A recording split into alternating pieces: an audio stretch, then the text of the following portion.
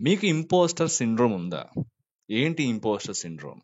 ఇదొకటి కాదు, ఇంకా మనకు చాలా నెగెటివ్ బిలీఫ్స్ అయితే ఉంటాయన్నమాట. మన ఒక ఐటీ కంపెనీలో మన కెరీర్ స్టార్ట్ చేసినప్పుడు. ఇవి పర్సనల్‌గా నేను ఎక్స్‌పీరియన్స్ చేసినవి లేకపోతే నా లీడ్స్ ద్వారా నేనైతే ఎక్స్‌పీరియన్స్ చేసినవి లేకపోతే నా పీర్స్ వాళ్ళు ఎటువంటి సిట్యుయేషన్స్‌లో అయితే ఉన్నారో వాళ్ళ నుంచి నేను ఏం నేర్చుకున్నానని చెప్పి ఒక 5 పాయింట్స్ అయితే ఈ వీడియోలో చెప్పడానికి నేను ట్రై చేస్తున్నానన్నమాట.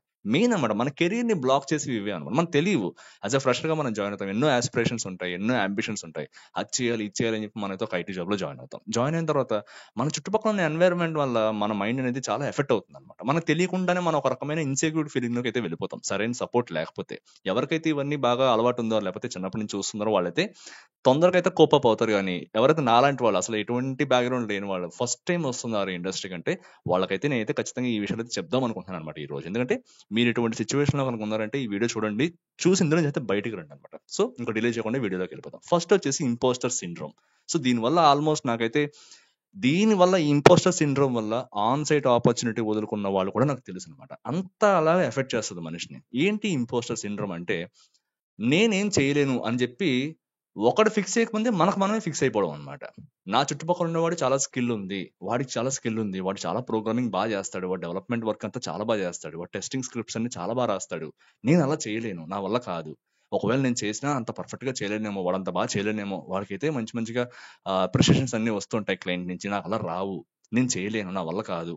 దీనివల్ల మనకి ఏమవుతుందంటే ఒక కొత్త ఛాలెంజ్ వచ్చింది. ఆ ఛాలెంజ్ చేయడం వల్ల మనకి మంచి పేరు వస్తుందో లేకపోతే ఏదైనా ఒక అప్రిషియేషన్ వస్తుందో అని చెప్పి మనకే తెలుసు.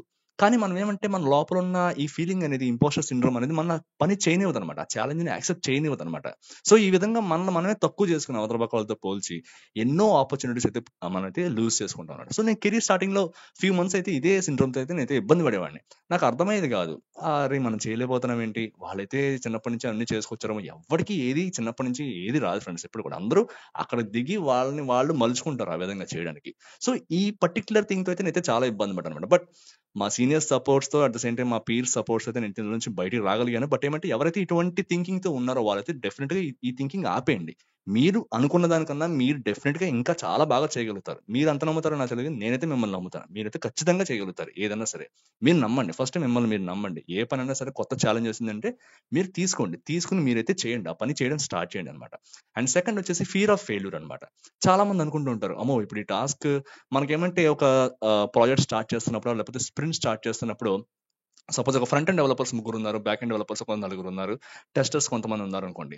వీళ్ళైతే డివైడ్ చేస్తారనమాట. ఈ టికెట్ ఎవరు చేయగలుగుతారు, ఎవరు చేస్తారు, నీకు అసైన్ చేయను, నీకు అసైన్ చేయను అని చెప్పి అడుగుతారు అనమాట. ఇక్కడ ఏమంటే ఒక్కొక్కరు ఎలా ఫీల్ అవుతారంటే ఫియర్ ఆఫ్ ఫెయిల్యూర్ అనమాట. ఇప్పుడు కనుక ఈ టికెట్ నేను తీసుకున్నానంటే నేను కనుక స్టిపులేటెడ్ టైంలో చేయకపోతే నా రెప్యుటేషన్ పోతుందేమో, లేకపోతే నేను చేయలేనేమో, దానికి తగ్గ స్కిల్ నాకు లేదేమో అని చెప్పి ముందర భయపడిపోతూ ఉంటాం అనమాట. ఆ పని చేయకుండానే అసలు అది ఏంటన్నది మనం ఎక్స్ప్లోర్ చేసిన తర్వాత మనం చేయగలుగుతామా లేదా అని చెప్పకుండా ముందర నాకు వద్దు, నేను చేయలేను కాబట్టి వేరే వాడికి ఇచ్చేసానని చెప్పి జాగ్రత్తగా చెప్పేస్తాం అనమాట. చెప్పేసి మనకి ఎప్పుడు వచ్చిన టాస్క్ లేకపోతే మనం ఎప్పుడు చేస్తున్న టాస్క్ రిపీటెడ్ గా అదే చేసుకుంటూ ఉంటాం, మనకి ఎప్పుడు అదే వస్తుంది అనమాట. సో ఈ రకమైన ఫియర్ ఆఫ్ ఫెయిల్యూర్ నుంచి అయితే మీరైతే డెఫినెట్ గా బయటికి రండి. ఎందుకంటే కొత్తవి చేస్తేనే మీకు కొత్త విషయాలు తెలుస్తాయి, మీ యొక్క నాలెడ్జ్ పెరుగుతుంది, at the same time team లో మీకు ఒక మంచి వాల్యూ అనేది వస్తుంది అనమాట. సో అందరూ మిమ్మల్ని అడగడానికి వస్తారు, డౌట్స్ అడగడానికి వస్తారు, ఇది ఎట్లా చేయాలి, ఎలా చేయాలి, నీకు ఎక్స్పీరియన్స్ ఉంది కదా అని చెప్పి.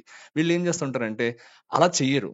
బట్ వేరే వాళ్ళని ఎవరైనా చాలా అడుగుతుంటే వాళ్ళని చూసి లోపల లోపల ఫీల్ అవుతుంటారు, అరే నన్ను కూడా అడిగితే బాగుండు కదా అలాగా అని చెప్పి. సో ఈ ఫీర్ ఆఫ్ ఫెయిల్యూర్ నుంచి అయితే మీరు బయట రండి అనమాట. మీరు కూడా చేయగలుగుతారు ఖచ్చితంగా. వాళ్ళు ఎట్లయితే చేయగలుగుతున్నారో మీరు కూడా చేయగలుగుతారు. మేబీ వాళ్ళకి కొద్దిగా ఎక్స్ట్రా ఎక్కువ నాలెడ్జ్ ఉండొచ్చు, లేకపోతే వాళ్ళకి కొద్దిగా స్కిల్, ఆ ప్రాబ్లమ్ సాల్వింగ్ స్కిల్ అనేది ఎక్కువ ఉండొచ్చు. బట్ మీరు హార్డ్ వర్క్ చేశారంటే ఖచ్చితంగా మీరు కూడా చేయగలుగుతారు అనమాట. ఏ ప్రాబ్లం వచ్చినా సరే, ఎంత కాంప్లెక్స్ సిచ్యువేషన్ అయినా సరే, మీరైతే ఆన్లైన్ లో వెతకండి, సొల్యూషన్స్ చాలా ఉంటాయి, వెతకండి, చేయండి అనమాట.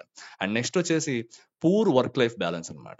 చాలా మంది ఏం చేస్తుంటారంటే నేను మొత్తం పని చేసేస్తాను, ఇంకా మొత్తం పని అంతా నేనే చేసేస్తానని చెప్పేసి హెల్త్ అనేది, ఇదివరకు ఒక వీడియోలో చెప్పాను నేను, హెల్త్ అనే దాన్ని చాలా నెగ్లెక్ట్ చేస్తారు. బట్ ఇప్పుడు నేను చెప్దాం అనుకుంది ఏంటంటే ఇక్కడ వర్క్ లైఫ్ బ్యాలెన్స్ అంటే మీ యొక్క ఫ్యామిలీని అయితే చాలా నెగ్లెక్ట్ చేస్తారు మీరు అనమాట. ఫ్యామిలీని నెగ్లెక్ట్ చేసినప్పుడు ఏమవుతుంటే వాళ్ళతో ఒక ఎమోషనల్ కనెక్షన్ అనేది మీకు తగ్గిపోతుంది అనమాట. సో మీరు ఆలోచించండి ఒకసారి, మీరు ఏం చేసినా ఎంత పని చేసినా అల్టిమేట్ గా మీ ఫ్యామిలీని మీరు బాగా చూసుకోవడానికి చేస్తున్నారు తప్పితే ఆ కంపెనీకి ఏదో చేసేద్దామా లేకపోతే ఆ కంపెనీని ఎక్కడికో తీసుకెళ్ళిపోదాం అని చెప్పి ఎప్పుడు అట్లా చేయకండి. కొన్ని కంపెనీస్ అలా ఫీల్ అవుతాయి, ఓకే, కంపెనీస్ అన్ని చెప్తూ ఉంటాయి అనమాట. మీకు ఎప్పుడైనా ఏదైనా అయినప్పుడు మేము ఉన్నాం కదా, feel your company as your family అని చెప్పి. అంత కాదు అయ్యి, ఆ ఫీలింగ్ అంతా కూడా మరి మనకి ఒక అప్రిషియేషన్ గాని లేకపోతే ఏదైనా ఒక అప్రైజల్ టైంలో అంతా ఉండదు కదా. సో మీరేం చేస్తారంటే మీ ఫ్యామిలీ గురించి ఫస్ట్ ఆలోచించండి. మీరు వర్క్‌కి ఎంత టైం అయితే పెడతారో మీ ఫ్యామిలీ కూడా అంతే టైం పెట్టండి. సో వాళ్ళ గురించి కూడా ఆలోచించండి. ఎవరైనా ఫోన్ చేసినప్పుడు లేకపోతే మధ్యలో ఎవరైనా మీ మదర్ గాని, ఫాదర్ గాని ఫోన్ చేసినప్పుడు వాళ్ళతో మాట్లాడండి. వాళ్ళు ఏమనుకుంటున్నారో ఒకసారి తెలుసుకోండి. ఈ విధంగా మీరేమంటే మీ ఫ్యామిలీ కూడా మంచి ఇంపార్టెన్స్ అయితే ఇవ్వండి ఫ్రెండ్స్. ఎప్పుడు కూడా వర్క్ ఒకటే కాదు. వర్క్ ఎప్పుడూ ఉంటుంది. బట్ ఫ్యామిలీ ఎప్పుడూ ఉండదు కదా అలాగా. కాన్స్టెంట్‌గా ఉండదు కదా. బట్ వర్క్ ఎప్పుడు కాన్స్టెంట్‌గా ఉంటుంది.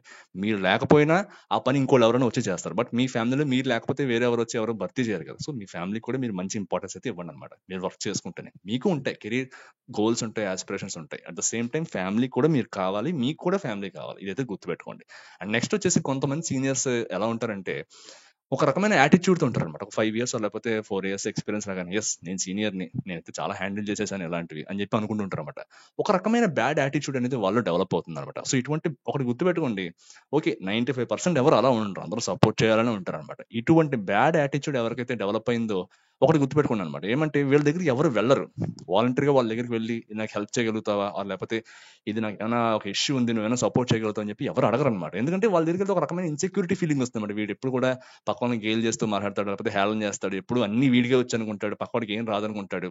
ఏదైనా మీటింగ్ అవుతున్నప్పుడు కూడా పక్క వాళ్ళని సప్రెస్ చేసేసి మొత్తం అంతా వీడియో మాట్లాడుతుంటాడు అనమాట. మీటింగ్స్ లో కూడా పక్కవాడు చెప్పాల్సింది కూడా వీడియో చెప్పేస్తూ ఉంటాడు అనమాట.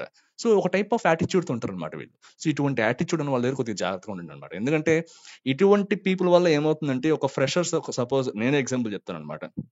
ఒక టీం ఉంది. ఆ టీంలో ఫ్రెషర్స్ నే తీసుకున్నారు. ఆల్మోస్ట్ 10 మంది ఫ్రెషర్స్ అయితే ఫస్ట్ నుంచి వర్క్ చేస్తున్నారు. చాలా బాగా వర్క్ చేస్తున్నారు అనమాట. బట్ వీళ్ళందరికీ ఒక టీం లీడ్ ఉన్నాడు. ఈ లీడ్ ఏమంటే వీళ్ళలో కొంతమంది అతనితో సమానంగా పనిచేయడం అయితే స్టార్ట్ చేశారనమాట. యాజ్ ఎ ఫ్రెషర్ గా అతనితో సమానంగా పనిచేసేటప్పటికేమో అతను ఓర్చుకోలేకపోయాడు అనమాట. ఓర్చుకోలేక ఏం చేశాడంటే నెమ్మదిగా వీళ్ళైతే గ్రూప్స్ కింద డివైడ్ చేయడం స్టార్ట్ చేశాడనమాట.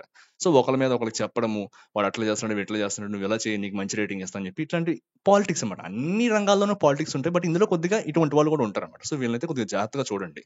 ఇటువంటి వాళ్ళ పాలిటిక్స్ లో ఆ ట్రాప్స్ లో అయితే మీరు పడకండి అనమాట. సో ఇది నెంబర్ 4 అనమాట.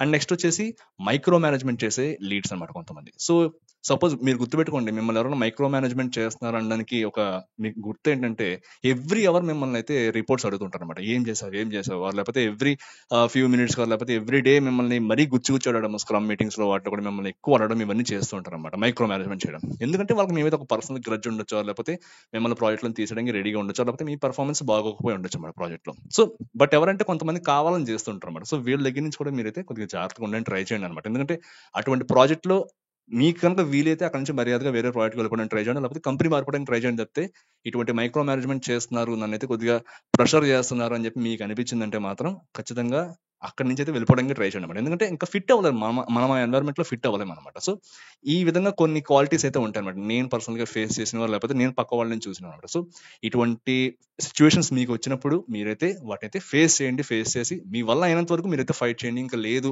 వర్కౌట్ అవ్వట్లేదంటే మాత్రం అక్కడ నుంచి అయితే మర్యాదగా అక్కడ నుంచి వెళ్ళిపోవడమే మంచిది అనమాట నా ఉద్దేశంలో. సో ఇవైతే నేను నా కెరీర్ స్టార్టింగ్ లో ఫేస్ చేసిన కొన్ని సిచ్యువేషన్స్.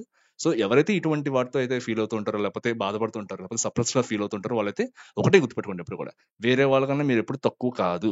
మీరు కూడా ఆన్ పార్ ఉన్నారు వాళ్ళతో కూడా. ఖచ్చితంగా మీరు కూడా చేయగలుగుతారు. ఇది ఒకటి మాత్రం గుర్తుపెట్టుకోండి అనమాట. సో ఇంకొక మంచి కాన్సెప్ట్ తో మళ్ళీ ఇంకో వీడియోలో కలుసుకుందాం. అంతవరకు టేక్ కేర్. బాయ్.